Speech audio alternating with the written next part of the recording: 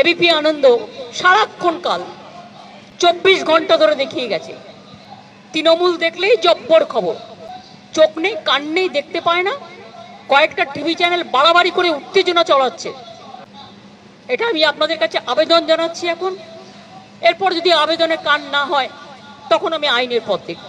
News 18-এর এই প্ল্যানটা ছিল এবং ইলেকশনটাকে ড্যামেজ করার জন্য এবিপি আনন্দের এই প্ল্যানটা ছিল। আর কতগুলো টিভি চ্যানেল আছে যাদের নাম আমি করতে চাই না। রাজ্যে উপনির্বাচনের ছাপ্পা এবং বিক্ষিপ্ত হিংসা ও আড়িয়াদহ কাণ্ড নিয়ে এইভাবেই বাংলার সব থেকে জনপ্রিয় সংবাদ মাধ্যমকে নিশানা করলেন মুখ্যমন্ত্রী মমতা বন্দ্যোপাধ্যায়। সরাসরি এবিপি আনন্দ এবং নিউজ 18কে করা বার্তা মুখ্যমন্ত্রীর। বিস্তারিত দেখুন।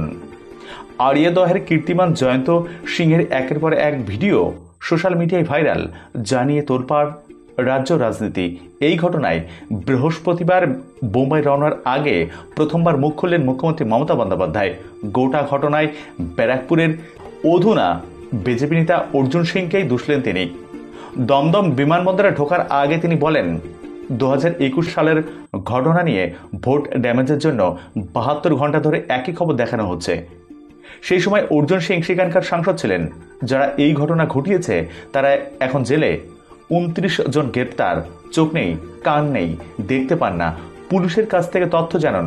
এখন আবেদন জানাচ্ছি, কাজ না হলে আইনি ব্যবস্থা নেব।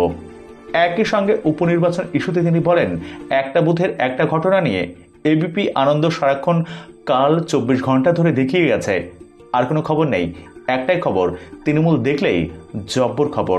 এদিন মুখ্যমন্ত্রী মমতা বন্দ্যোপাধ্যায় ঠিক কি বলেছেন দেখুন।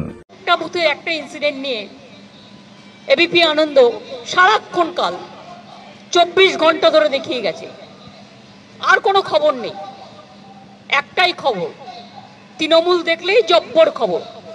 আর যে মানুষগুলো শান্তিপূর্ণভাবে ভোট দিল, একটা মানুষ ভুল করতে পারে, হাজারটা নয়, সেটাও মানুষ নয়। আমি বলবো যদি কেউ করে থাকে তার বিরুদ্ধে অ্যাকশন হবে।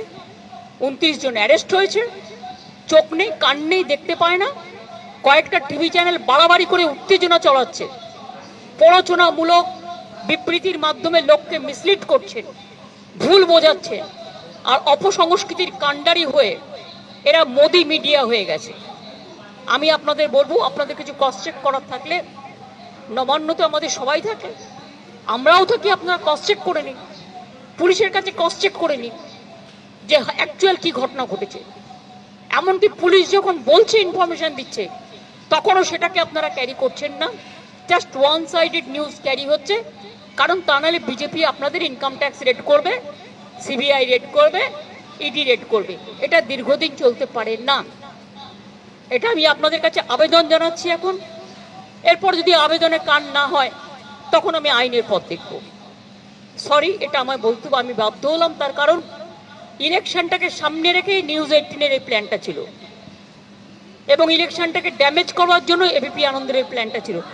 আর কতগুলো টিভি চ্যানেল আছে যাদের নাম আমি করতে চাই না, নাম করলে কষ্ট লাগে, তাদের পাবলিসিটি হয়। আমি সরি, আমি তাদের বলতে চাই। থ্যাংক ইউ, ভালো থাকবেন সকলে। আমার টাইম হয়ে গেছে, তাই আমি যাচ্ছি। সকলে সুস্থ থাকবেন, ভালো থাকবেন।